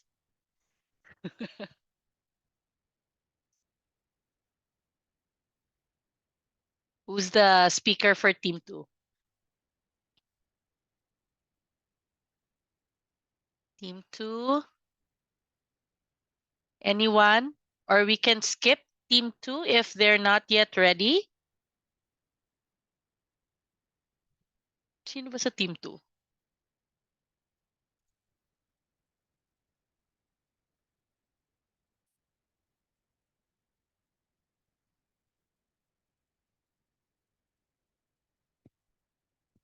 Team 2. Miss Diane, are you here? Other team members? Okay, we can skip Team 2 if they're not here. John Ed Ray? No, they're not here. Miss Rhea, I'm here, but let's skip team 2. We haven't discussed who will make the presentation. So Okay, all right. we'll skip it first. Thank you. Thanks. Thanks for that. Okay, let's go to Team 3. Sir Alex.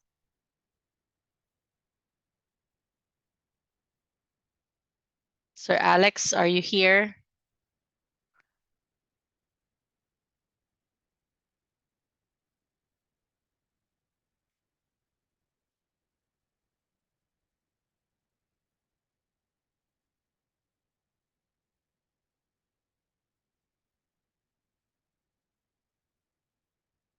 Ma'am Florian, Scrum Master.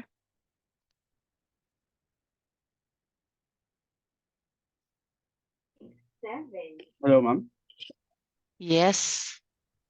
Hindi ko alam kung paano susundan po yung team 1 eh. No pressure. Ano po ah. No pressure po. Ano po, represent ko lang po yung mind map po namin. Yes. Wala Yeah. lang po magagawa ko. Hirap. Meron po palang ganun. You have to be prepared for anything. Kasi nga you are future data analyst. So meron po talagang storytelling tsaka presentation, 'di ba, Ma'am Tin? Yes, that's Next correct po. time, get prepared po. No worries, no worries. You have to instantly know what you don't know. Oo nga po eh. Okay. Ito po yung sa group po. Ano lang po, ano po ba sasabihin? Na ano po ko talagang Okay, calm down. Calm down muna. Breathe in, breathe ang out. hirap lang po sa ano lang po, yung hardship lang po sa ano namin, yung time lang po kasi nga po meron po kada team member po is meron po siyang work din tapos shifting sila.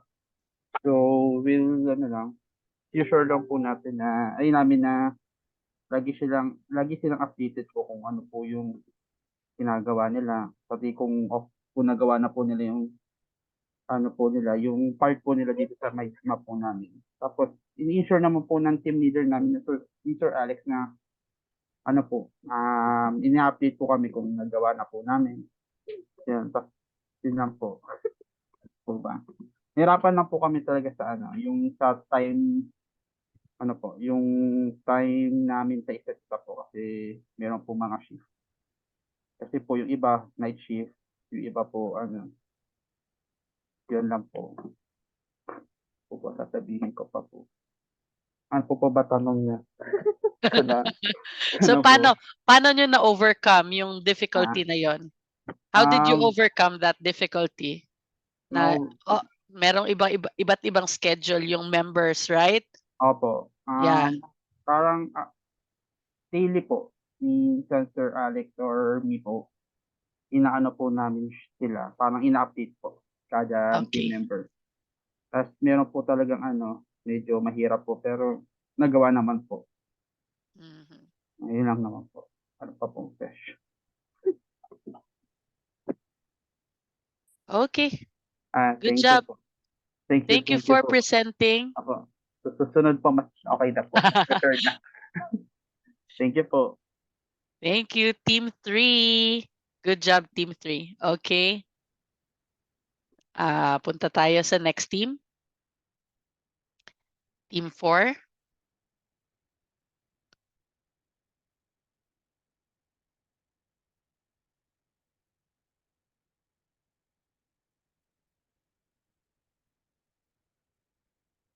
RJ.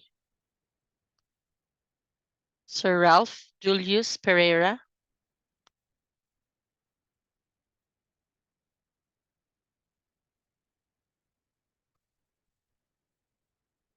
Scrum Master.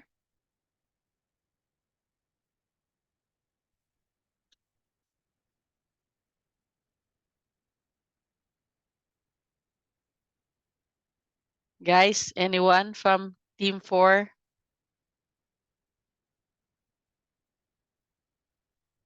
Ma'am Carissa? I'm not sure if she's here. Si Carissa. I think she sent me a message.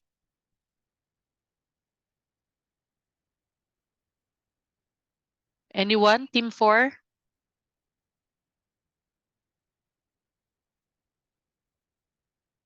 Okay, skip tayo. Team 5.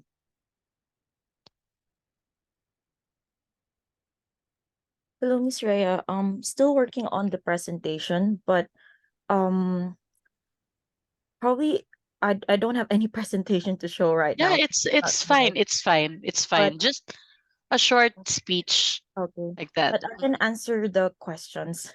So actually, Perfect. thank you for sending me the questions.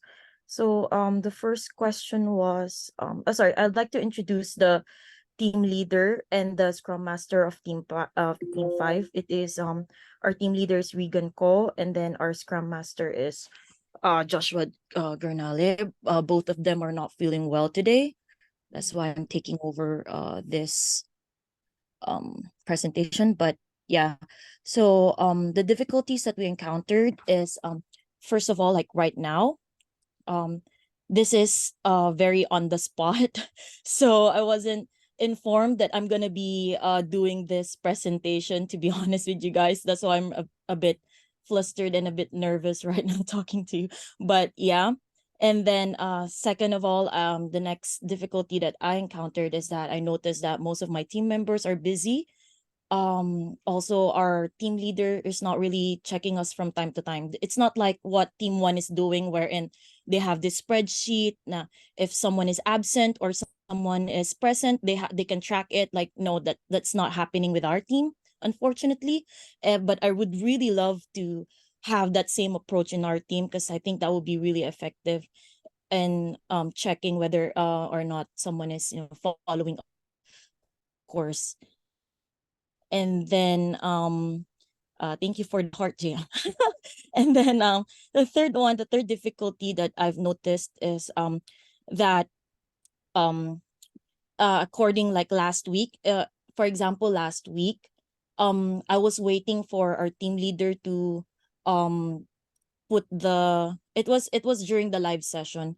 I was waiting for our team leader to put um the data sets on the spreadsheet that Miss um Christine showed us. It was an activity last week. And then I was waiting for our team leader to lead us to, do it. But like, so because it wasn't so I noticed that group 1, 2, and 4, they're all doing the activity, and group 5 we're still nga. So I took the initiative to do it, copy paste, and do whatever I can for the team. So now, so how do we overcome it? I hope in the following weeks our leader would be more proactive, especially with this kind of activities. And then also I would love our leader to be um or it's not just our leader, both our team leads to um really push us to study and to do the course. I understand that I was absent in the first class. Um it was my mistake at the beginning. I wasn't able to inform them, but like right now, I'm doing my best to catch up. I'm doing my best to be on time on the projects, but I hope our team leaders would be able to uh, send us an update or check us from time to time, like what group 1 is doing, so that it's really helpful as well. And then also, if I have a question, because I'm not really an expert in this field, so like everyone, I'm like a newbie as well, just like everyone else. So if I have a question, if I have some concern, I hope they can like help me, or they can provide insights, whatever they know. And then so what I learned from this experience is that um I believe that this is not an individual project. This is a group project. So what I learned is this is really should be a group effort. It's not just one person who's doing all the work, or it's not kaya nga, that's why we all teamed up, so that we can be in a group, we can work together, not like this wherein this is very like last minute. I'm sorry, I'm just really disappointed. But yeah, I'm gonna be frank with you all, but yeah, that's what I'm feeling right now. That's it. Thank you. Okay. Thank you for that, Ma'am Randy. Kudos to you for even though for such a short notice you were able to express how you felt for your team, right? So, actually it's true. Being a team leader and a scrum master holds a great responsibility for the team, right? So team leaders, they're the one assigning task to each members. So you will be doing that activity, that task also all throughout our course. You have to guide your members, like you have to remind them, you have to check on them. So Scrum Masters as well, they also have to give reminders and announcements. Example, for the homework or for the task, when does it need to be submitted. Okay, so you have to pay attention to your roles. Okay, so this data analytics course is just a 5-month training ground for you, but it will be very helpful if you will be joining a team in an IT world. So same din po yung mga gagawin yung task if you'll be working na in real life. Okay, so everything that we do here, it's we're training you guys. All right. So as members, it doesn't mean that you're just a member. You'll just do whatever is assigned to you. It's also like what Mom Randy is doing right now. If no one is, if the team leader is not available, if the Scrum Master is available, taking taking the step, like, proactively volunteering to do the task for your team. It's very good. Okay, so thank you for that, and good job, Ma'am Randy. So I hope in the next activity, we will have more active participation of each team.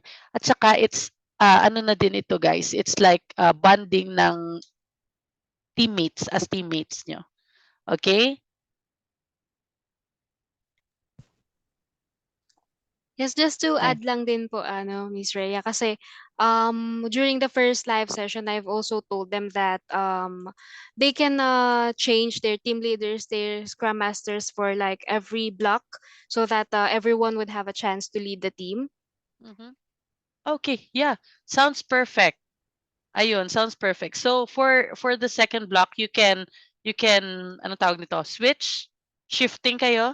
Who will be the new team leader and new scrum master for block 2, for block 3, block 4, and block 5, so that everyone will have their chance to lead the team, right?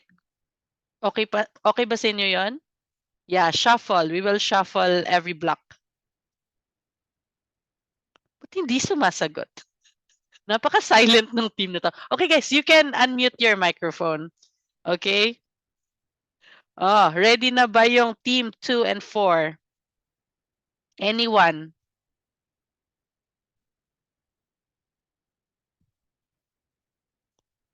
Andito ba yung team 2 and 4? Miss Rhea. Okay, Sir John Ed. This, okay. So just like Team 5, we don't have anything to present, but let me just share our thoughts on this activity. So Team 2, let me introduce myself. I'm Ed. I'm the Scrum Master for Team 2. Team 2, our team leader is Diane. However, she's not available as she has some errands to run. So she endorsed the team to me and Cherry. So for now, let me discuss the our activity, our Eat the Frog activity. So to answer some questions, difficulties that we encountered in this activity was number one. Of course, we are all professionals here, so we have some different set of priorities. So I guess that's 90% of the difficulty that we have is the availability of each individual, of each team member to go through the activity. So um, and I guess what the we overcome it by setting reminders to the team, making some follow-ups on the task that needs to be completed. So me as a Scrum Master, I created a tracker on which I list down the homeworks and the completion rate of those of our team members, and regularly posting that on our channel, on our Slack channel, Slack group. And there I keep reminding the team that this is our completion project, our completion rate, and if there are any items that you missed, that I missed, feel free to reach me to have that completed. So um lesson learned on this activity, I guess, um, we have to be more proactive in terms of reaching out and doing the task. Group one is really a good example of how things should be done. I would say very, very hands down to team one on how they do that. And I think for all of us, it's really a good example on how we should do things moving forward. Set an example moving forward. And yes, yeah. Team for the rest of team two, let's be more proactive on doing some things. Don't hesitate to reach out. Me, I have some experience on this field. Um, so I'm pretty much familiar on those on the past few activities that we had. So feel free to reach me out if you have questions. I'll be glad to provide some assistance to you. So yeah, there you go, Miss Leia. So that's it. Okay, thank you, Sir John. Okay, good job. Ayun, so each one of us has our own priorities, right? So, uh, bigyan din po natin ng konting priority yung studies natin here sa Go IT kasi we enrolled in this course and of course, it is just a 5-month course, right? So, kahit mga 2 to 3 hours daily. Yeah, okay, so let's just manage our time so that we can also study here and, you know, uh, finish what we started. Ika nga yung ating mga goals, right? Yung mga individual development plans natin, our goals. Always keep that in mind. And of course, that's why we're here. We're gonna help you reach that goal. But of course, we need your help to do that, right? So time management lang po. And thank you, Sir Ed, for that presentation. Okay, and we will have our last team if they're here. Team 2.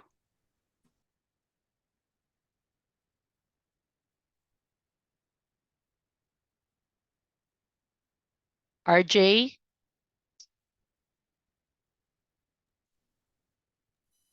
Is it team 2 or team 4? Ay, 4 pala. Sorry. Ayun. Team 4, team 4. Yes. Probably I'm going to speak now because yeah. So since I'm the team leader for this team 4, so basically we don't have any presentation like team 1 done.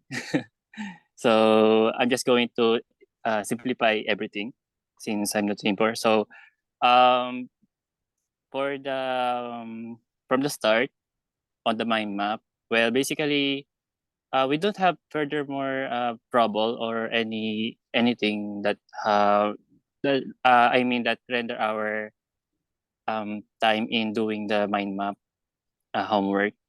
And well, it basically it was let's say na lang na naging maayos naman po ganun. Well, from the start, medyo nakapa po like everyone is shy, something like that, and basically not available throughout their availability. So I try to connect with them like from we have a group chat like that has been created, but yeah, I try to PM them instead and personally one by one and not through a group chat. So that will be more so that I can know them better about it and try to communicate with them one by one and do the task. So instead of just going using the GC or the group chat, and we have yeah, basically we done everything and it is okay at all. So I think there is no problem with that. So uh, there's I think the other problem is the time. Yeah, that other group said also the other team said is just the availability of one of us, which is because we have our own errands and other work, something like that. And furthermore, um, basically that's it. Okay, thank you, Sir Ralph. Ayun, so again, once again, guys, time management. All right. So if ever there's a task that you cannot finish as a member, it's also your responsibility to let your team know, so that will team will know how to, how to go to plan B. We'll have a plan B for what's missing. Ayun. So it's important for you and your team to communicate all the time. And I think everybody already presented 5 teams. Good job, guys. So yeah, this ends our soft skills homework for mind mapping. Approve na lahat. Okay. So anyway, going back, just finish the lessons. I'll just watch from here. Thank you, guys. Okay, so since we also have our exercises to be presented next week, so I want this activity to be presented better than how it was presented today, because as a data analyst, presentations are part of your scope of work. So yeah, let's work on that. So and I'm doing my best to make every live sessions more interactive as possible. That's why I am preparing the exercises every meetings to train you on how to collaborate with each other. So yeah. So let me share my screen again. So actually, I will end the discussions and just um, remind you of the homework. So homework one is deadline today. So please be sure to submit them until 11:59 of today. Yeah. So for our next homework, so does anyone have a question regarding this one?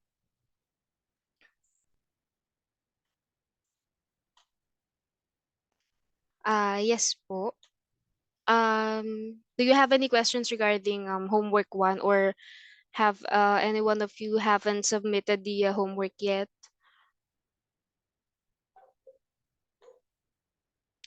If there is someone who haven't submitted the homework yet, please reach out to us.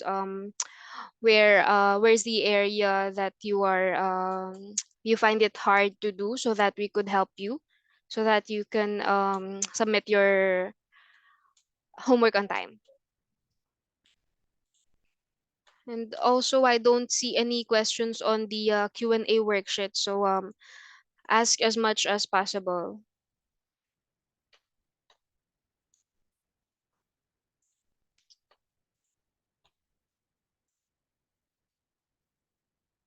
Anyone?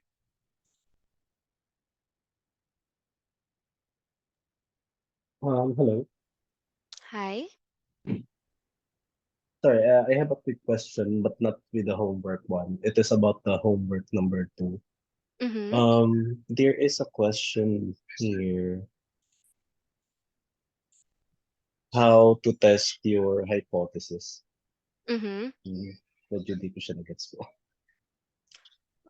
Homework to for a while. What number is this? Okay, under number 4. How would you test your hypothesis? So you were asked to compute for the total revenue, paid users count, and etc. etc. And then you were asked to add the total, and then you have to format. So remember the activities that I am assigning you. So I always tell you that I won't be strict on the requirements. So just do whatever you want to the data and present to me what do you want to show me. So that is just like this. So you have to make your hypothesis out of the data that you were able to compute. So, for example, you have to you want to have a comment regarding their total revenue. So, you want to test based on total revenue if the games are like declining or having up up sales like that. So it's one thing to test your hypothesis. So remember also the DDDM steps. So it's also in there on how you will be able to test your hypothesis. So step one, first define what do you want to test.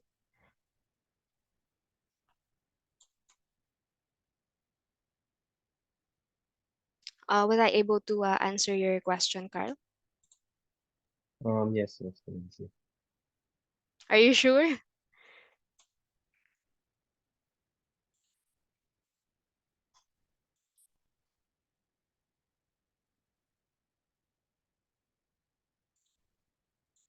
Okay. Anyone else? Hello, ma'am. You can. Sorry. Go ahead. I also have a question about homework number 2. Mm-hmm. Is it okay if we improvise some codes in the functions? Yeah, as long as it would answer the questions, because I have, as I have presented earlier, there are some formula that are not present in the Google Sheet. So we have to use the manual formula in computing. So yeah, you can use any codes that would be applicable to the question. All right. Thank you, ma'am.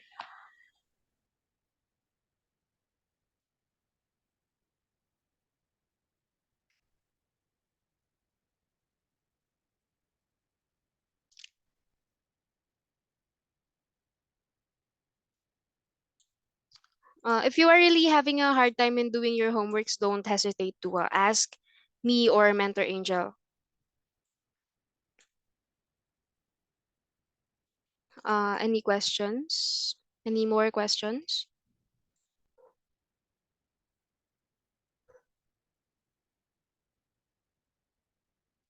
Okay, so I'll move on with the homework for topic 3. So the part 1 is defining the average, standard deviation, median, interquartile, and the percentile. So we were able to do that. And then for the part 2, we have the AU and WAU and the stickiness. So I would be giving you more of this on our next meeting. So if you can't answer it yet, you can wait for our session on Wednesday, so you could visualize the idea of this one. And yes, I will share the cheat sheet of the presentation earlier.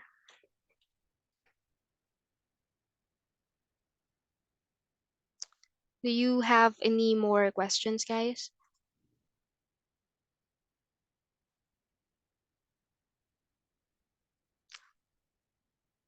If there are no other questions, reminder again, the activity for the next meeting, the exercises from topic 2, and also prepare your questions regarding the homework for homework number 3. So as a spoiler for the next class, we would be tackling about the data visualization in Google Sheets, predictive analysis, and using built-in data analysis tools in Google Sheets. So yeah, thank you everyone for listening. And if there are questions, please message us, message me and Mentor Angel. And yeah, have a good night, everyone. Thank you. Thank you. Good night, guys. Thank you, ma'am. Thank you. Bye.